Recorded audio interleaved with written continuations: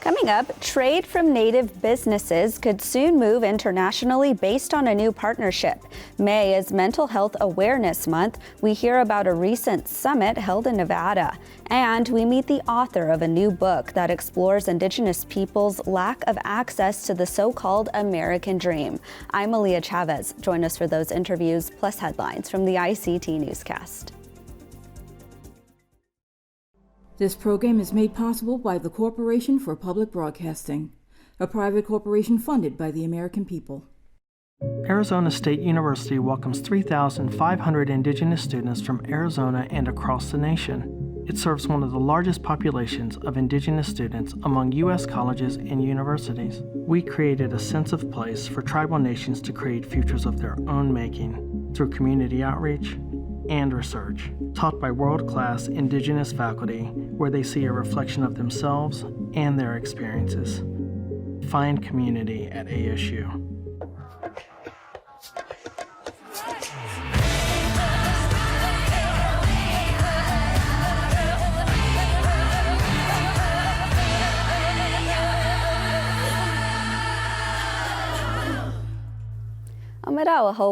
Thank you for joining us. We start today in Alaska, where the community of Bethel, which is only accessible by air, was the site of a historic visit. On Thursday, First Lady Jill Biden addressed crowds at the regional high school. She was joined by Representative Mary Peltola, who is the first Alaska Native person ever elected to Congress, and by Interior Secretary Deb Haaland. The visit, which was a stopover to Japan, was the first time a First Lady ever visited Bethel, which is home to many Yupik people. Biden used the visit to promote new efforts to bring broadband access to rural villages through the administration's Internet for All initiative. Students from a Young Tongue Language immersion class sang as the First Lady wore a kuspuk, which is a traditional local overshirt.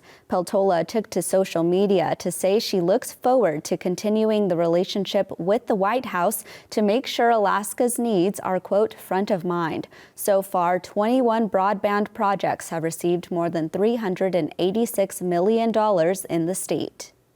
We now turn to the Mountain West, where a museum says it will shut down a half-century-old Indigenous exhibit because it promotes racist stereotypes. The Denver Museum of Nature and Science announced last week it will close its North American Indian Cultures exhibit that first opened in the 1970s. The hall reinforces harmful stereotypes and white dominant culture, the museum said in a letter to its members.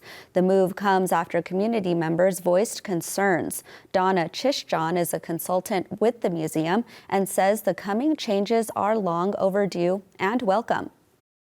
An opportunity to update an outdated exhibit, to have a community partnership along with Indigenous partnership and tribal consultation is long overdue.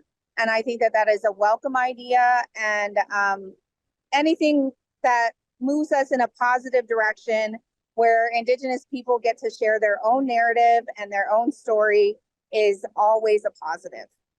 Now to Minnesota, where several Ojibwe bands have entered into a first-of-its-kind agreement to oversee their ancestral homelands. Officials from the Bois Forte, Fond du Lac, and Grand Portage bands of the Lake Superior Chippewa signed an agreement with the U.S. Forest Service earlier this month. The agreement allows the Ojibwe nations to co-steward over 3.3 million acres of the Superior National Forest. There is a growing trend across the United States for tribes to enter into co-stewardship agreements as a way to further tribal self-determination. In Minnesota, the Forest Service is already consulting with tribes for input on decisions related to timber management and recreational use, but this agreement now formalizes that relationship. It also calls for, quote, robust consultation with tribes for decisions that may impact them. Staying in Minnesota, science has made great strides in understanding dementia.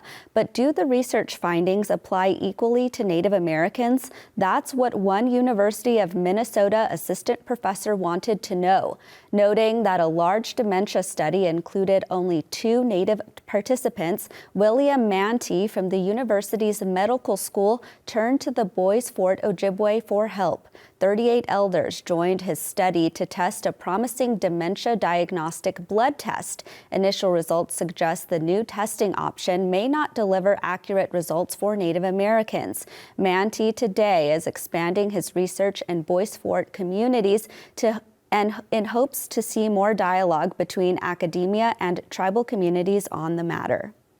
Well, we are getting the first looks at a major motion picture featuring the Osage Nation. Apple TV and Paramount Pictures released its first trailer last week for Killers of the Flower Moon, directed by Martin Scorsese. Lily Gladstone plays opposite of Oscar-winning actor Leonardo DiCaprio, among many other Native actors. The film is based on the true history of the murders and theft over oil against the Osage Nation in the 1920s. The inability to solve these widespread crimes against the Osage led to the establishment of the FBI. The Osage Nation put out a statement about the film on social media to emphasize their people are not relics and are thriving now despite how relevant these issues are. They are currently seeking federal legislation to permit non-Osages who own land in the Osage mineral estate to gift or sell those interests back to the nation. The film is set to be released on October 6th. And those are the headlines for the ICT Newscast.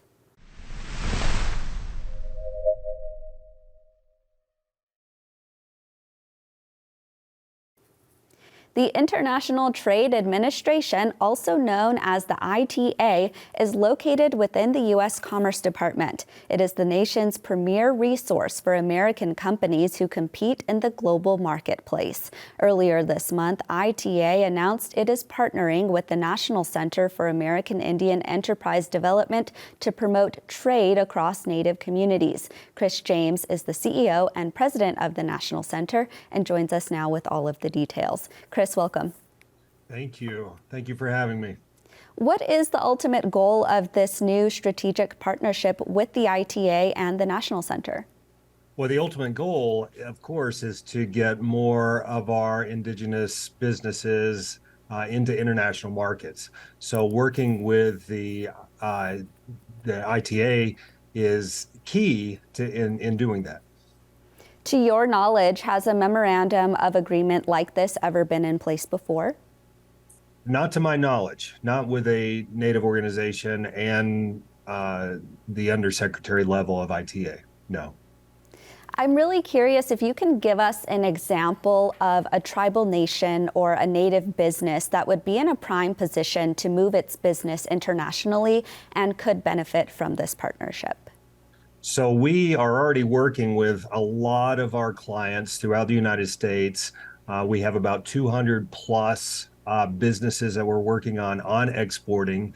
Some of those clients, including our tribally owned clients, are exporting soybeans, or maybe they're looking at exporting of olive oil or other types of products, popcorn, flour. There's lots of different products that you can export throughout the United States or outside of the United States. And we're building that network and working with our partners on that. It's still very early, but is it possible to know how much revenue that global partnerships could result in for these projects, like you mentioned, soybeans or popcorn? You know, anytime that we move product outside of our geographic zone, and that could be outside of our reservation community, that could be outside of our town, it is going to be a revenue generator as well as a job creator. So as of revenue, you're talking, billions and billions of dollars that can be made by doing exports and really refining the company's work that it's already doing. So a lot of companies, they're already doing the work in the United States. It doesn't take much for them to get to the international market. Was the ability to trade internationally something that you heard from Native leaders that they wanted at convenings like the Reservation Economic Summit? Yeah, that's a great question. What we have found is, of course, our Indigenous communities have been traders forever. So, I mean, we already have that in our blood, in our nature. I think the desire to get into international markets has always been there. And there have been some successful companies that are already in the international marketplace. However, I think increasing the support and the knowledge giving really will increase the amount of our goods being exported out of the United States. And we're also creating partnerships with New Zealand and Canada for supporting their indigenous businesses to import into the United States. So it's very exciting. So it sounds like a reciprocal relationship then. Absolutely, absolutely. I'm really curious, it's been a few months now since the Reservation Economic Summit. What news do you have to share with us about Native economic development or any other initiatives that have come from RES this year? RES was a great event this year. We had over 4,100 attendees. A lot of focus on empowerment this year. We really wanted folks to leave RES with the feeling of I can do whatever I need to take my business to the next step, or I can do something in my community to really enhance our economic development. So those were the takeaways from RES. All I've gotten was really positive feedback. And I think coming up in the future, of course, we're going to have a laser focus on energy. Of course, we're continuing having a laser focus on environmental type issues. And of course, overall, how can we build our communities to be more sustainable, as well as create more jobs within our reservation boundaries. So that's I think those are the high levels of RES this year. That's a great segue. I actually really am curious, in your expert opinion, where you see a lot of areas of growth for Native businesses. You just mentioned energy, but where do you see a lot of promise?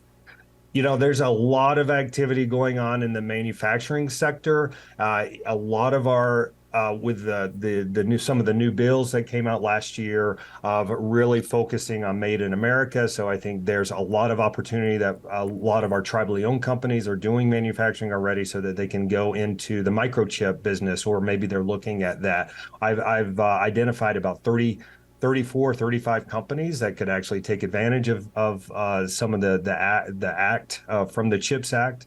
So I think that's coming down the line. Always energy, as I mentioned already, is always on the cutting edge. There's lots of funding out there from the United States Department of Energy to help promote energy projects in communities. And so that's a lot of our focus is there on how can we build a sustainable energy in our communities, and then broadband, access to broadband. I think that's still such a big initiative coming out of the federal government, and how our tribes are able to access high-speed internet really makes a difference in our community, because it supports everything that we do. Well, CEO and President of the National Center, Chris James, thank you as always. Thank you. Las Vegas, Nevada was the site of a summit addressing mental health for Native Americans just over 2 weeks ago. The National Native American Human Resources Association hosted its first ever event on this topic at the Palms Casino. Joining us now virtually is Judy Wright, the organization's board president, to share the takeaways. Judy, welcome to the ICT Newscast. Thank you for having me. Tell us some of the information sessions and workshops at this year's Mental Health Awareness Summit. We had a number of organizations join us, the National Alliance of Mental Illness, Indian Health, and some of the topics were suicide prevention, awareness of our workforce. Many people are living with anxiety, depression, suicide thoughts, and it really was, as an employer and a organization of human resources professionals and tribal leaders, how do we keep aware and provide information to our workforce and ensure that they are aware of the mental illness cases in our workforce? Who was in attendance at this summit? Many tribal leaders and HR professionals across indigenous lands. We had individuals from Canada. We have the organizations that I mentioned previously. So we at NAHARA are individuals who tried to provide education and resources. So that was what we focused on. We know that there are many different mental health conditions, including things like depression or anxiety, but it also includes things like eating disorders. Which did you observe to be the most prevalent in this summit? Actually, in this summit, it was suicide prevention that was one of the big topics, and one that we're seeing more and more of, mainly because we are more educated and as employers. But that was the topic that was prevalent at the workforce or at the workshop. This was the first ever mental health summit that you all hosted. How did this idea first get its start? Well, all of the board of directors for NAHARA are actually HR professionals and that's our full-time position. I'm actually the vice president of Valley View Casino and Hotel. So we see it in our workforce, and especially after COVID, it has become more prevalent. And we wanted to provide resources for our members that are also HR professionals and tribal leaders. Just what are some of those either examples or things that people should be looking out for in their workforce? Really changes in behavior, changes in performance. Don't be afraid to ask questions. You know, are you okay? We've seen a change in your performance. We've seen a change in your personality or behavior. And ask the questions. Are you okay? Is there anything that we can help with? Know what your resources are, such as your EAP, Indian Health, the organizations that are there to provide the resources for you on suicide prevention. One takeaway that our members had was there's key hotlines, so suicide prevention, that can help employers, and that is you can send a text or call 988, and that was a huge resource for our members. I'm really curious from the employer standpoint, if you did observe say a staff member who was exhibiting these kinds of symptoms, what are the ways that a workforce and an employer can support the employee? Active listening, really listen to the individual and show your empathy. It is one that we want to let them know that we're here for them. It's not one to say, hey, we know what you're going to and you have to do this. It's really listening to the individual and showing the resources and sharing the resources with them. Asking the questions, and giving them some, realization that hope is there and recovery is possible, and just really directing them to, like I said, the right resources. Did any of the resources presented at this summit tailor anything specific to the needs of Native people through things like core values or, something that could really resonate with Native people? Yes, absolutely. We actually had a session on generational trauma to understand the culture of our employees. Many of us, of course, work for tribal employers, and it was so important that we included that, and to understand just a little bit more on why there is, the different, depressions, anxiety, et cetera, everybody is living with. So we did do one on generational trauma. We also had Indian Health, who did a great presentation on suicide prevention and give us some resources on that. There's a text resource that we can use. If you text Native to 741-741, they really are focused on the Native American culture as far as mental health awareness. Very quickly here, your organization is hosting its annual conference in September. Tell us about that. Yes, we are going to have our annual conference, 27th annual conference actually, at Gila River. That is going to be September 25th through the 27th. We're expecting a great turnout. We're actually at halfway at capacity, which is really early for us right now. So we are going to have some keynote speakers. Of course, mental health will be on the topic list, but it's 3 days of a lot of different topics for tribal leaders and HR professionals to utilize in their positions. Well, Judy Wright from the National Native American Human Resources Association, thank you. Thank you.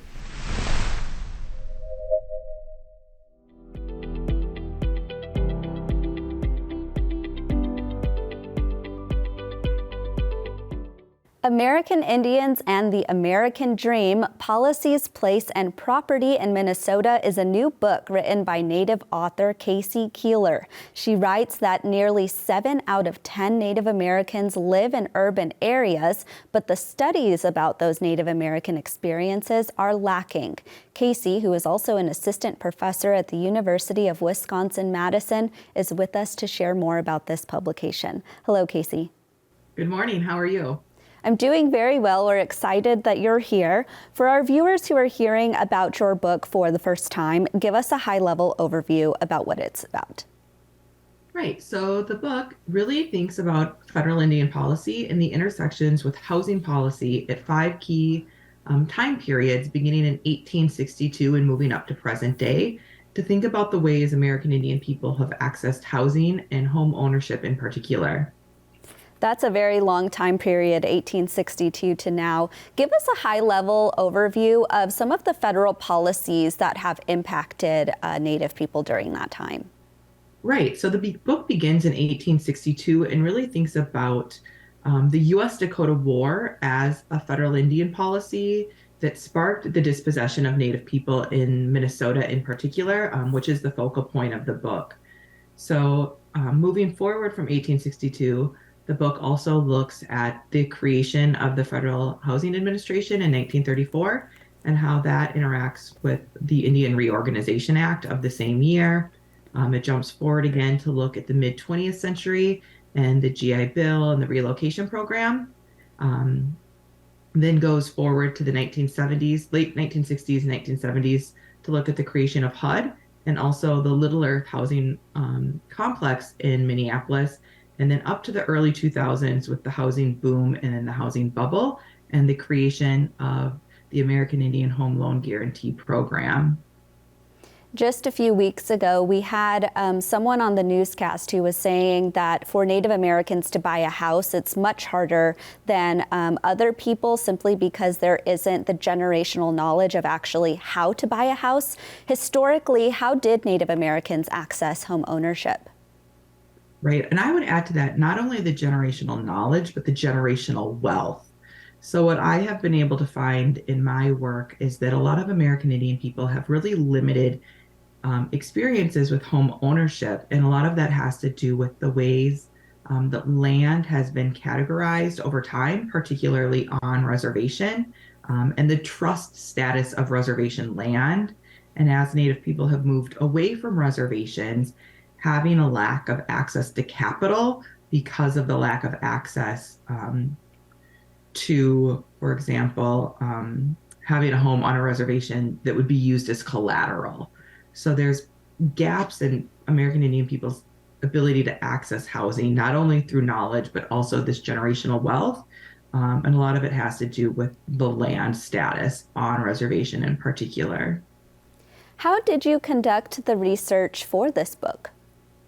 Right. So in the early opening chapters of the book, I talk about my own experiences growing up in the suburbs of Minneapolis. So I used a methodology called autoethnography that's really reflective of my own experience and that knowledge that I acquired over time. But I also do a lot of archival research throughout the book and use census data and examine federal policies as well and laws.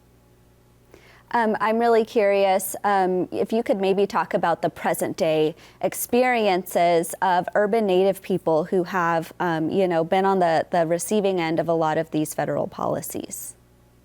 Right. So something that I think is important to think about is where we are today as the result of a lot of history.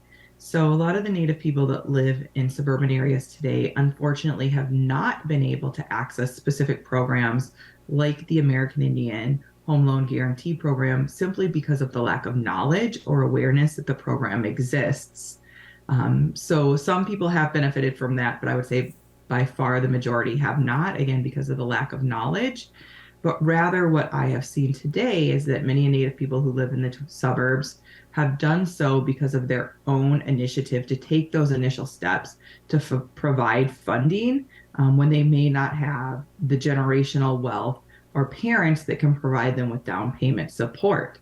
So what that looks like is that today American Indians who live in the suburbs are often kind of in this conundrum of trying to find the place where they fit in terms of, they want to access housing and home ownership because of the benefits that carries with it. Oftentimes access to improved educational resources, access to improved employment opportunities, but then also still trying to navigate that kind of identity issue and how to connect with their community members or reservations, which may or may not be in close proximity to a suburb. Well, Casey Keeler, author of American Indians and the American Dream, Policies, Place, and Property in Minnesota. Thank you. Thank you. And that's a slice of our Indigenous world. For all the latest, visit ictnews.org. From all of us in the newsroom, stay safe, my relatives.